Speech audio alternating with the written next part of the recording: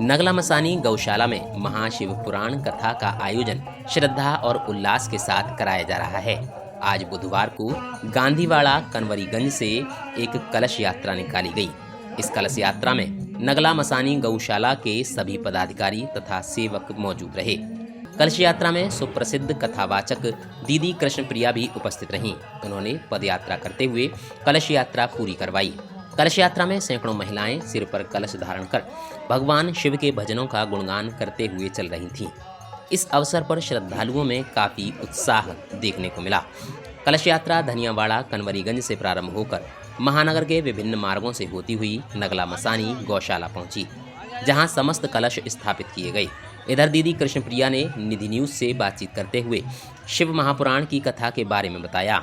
उन्होंने कहा कि आमतौर से वह श्री राम कथा और श्रीमद् भागवत कथा का गुणगान करती हैं, परंतु शिव भक्ति अपने आप में श्रेष्ठ है और विशेष महत्व रखती है। इसी उद्देश्य के साथ वे इस बार यहाँ शिव महापुराण की कथा का वर्णन करेंगी। बहुत आनंद की बात है। गौशाला में वैसे तो मैं विगत कई वर्षों से आती रही हूँ और शिव महापुराण की कथा ये प्रथम बार हो रही है गौशाला में। और मुझे लगता है कि अलीगढ़ में जिस तरह से हमारी गौशाला वालों ने तैयारी की है वो भी अद्भुत है। शिव विवाह भी बहुत अद्भुत तरीके से ये सब निकालेंगे।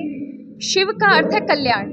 हमारे जीवन में किस प्रकार से प्रगति हो, कल्याण हो, शिव का हमारे जीवन में क्या महत्वपूर्ण योगदान है, वो सभी शिव महापुराण के विषय में बताया जाएगा। प्राय हम रामायण और श्रीमद् भागवत कथा से परिचित हैं।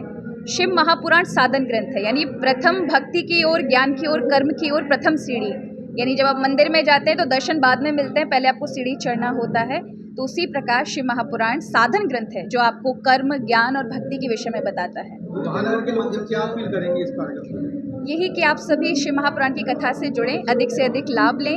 और हम सभी के अंदर शिव तत्व है, कल्याणकारी भावना है। हम सभी हिंदुओं के अंदर कल्याणकारी भावना हमेशा से रही है, वो और जागृति भाव में आए, हमारे बच्चे युवाओं के अंदर आए कि हम शिक्षा की ओर जाएं, लेकिन साथ में प्रगति की ओर, कल्याण की भावना से आगे बढ़ें। तो फिर ईश्वरीय शक्ति आपका उस कार्य में शक्ति प्रदान करती, योगदान देती। इस अवसर पर कलश यात्रा के दौरान लक्ष्मी नारायण लच्छो, अविनाश कोल, राजेंद्र प्रसाद, नूतन lock, Deepak Gupta, Umesh automobiles, Rakesh, Atul hardware, Shyam कपड़े वाले, मीडिया प्रभारी विशाल देशभक्त, अतुल, विमल गुप्ता, ममता गुप्ता, प्रभा सिंह, कंचन, इंदु बाला, यतेंद्र डिब्बा, अरुण अचार वाले, मधु कुसुम, लता वंदना, सीमा, कंचन तथा सैकड़ों की संख्या में भक्त मौजूद रहे।